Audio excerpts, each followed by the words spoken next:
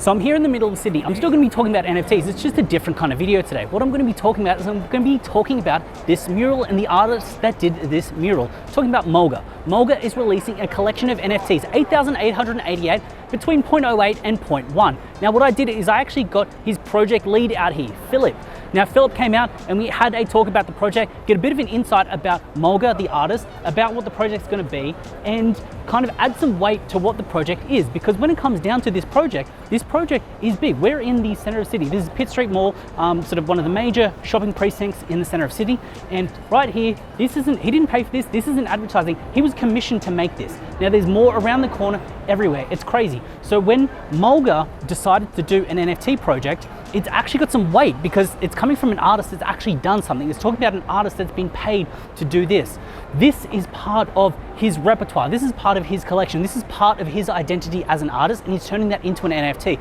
So what I first asked Philip was a breakdown of the project and how all the team came together, because I feel like this is important when you want to know about the team behind a project. Yeah, so Mulga became an artist 10 years ago when he quit his job in finance. He started off by making his own custom printed t-shirts and selling them down at the markets down in Sydney. From that, he moved on to painting murals and one-of-one pieces in people's houses, businesses, and along the street. So, you know, he was a commissioned artist to do these murals, much like the one you're seeing behind us. Yeah, so I met Mulga in my local area. He's been an artist for 10 years, so I've seen heaps of his murals everywhere. I ran into him at Cronulla and in front of one of his murals and spoke to him about NFTs and presented the opportunity.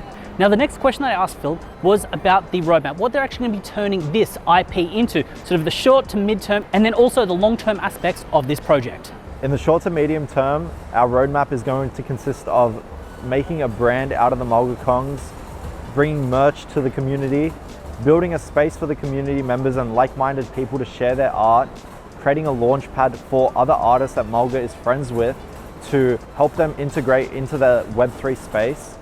In the long term, we look to expand on the brand of the Mulga Kongz through various mediums, help educate more people into Web3, and integrate the Mulga Kongz into the leading metaverses. So when it comes down to the stats of Mulga Kongz, they've got 2,500 followers on Twitter.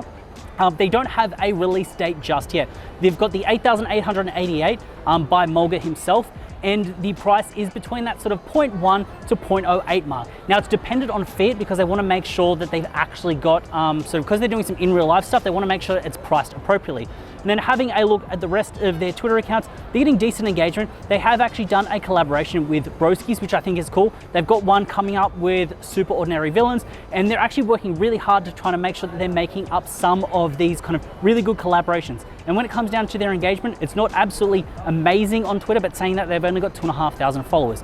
So looking at Mulga Kongz, who is this project for? I think this is for someone that likes the art and is sort of bullish and wants to kind of essentially place their bets on the artist Mulga and art projects, like art heavy focused projects. They have got some great utility involved, but I think that longer term, the art is what's going to really kind of draw this in. I don't necessarily see this as a short-term flip potential just yet. So if you are in that flip mindset, or is that is your strategy currently, I don't think this project is for you. I think this project will also resonate with people that are from Australia and Sydney in particular, because these are absolutely everywhere. So I think that's where this kind of sits, and if you should consider about jumping into this project. So hopefully you found value in this video. If you did, please consider hitting up that subscribe button. While you're down there, also hit up the like button. If you found this kind of style of content interesting, let me know, because I'd like to do more of these if you like them.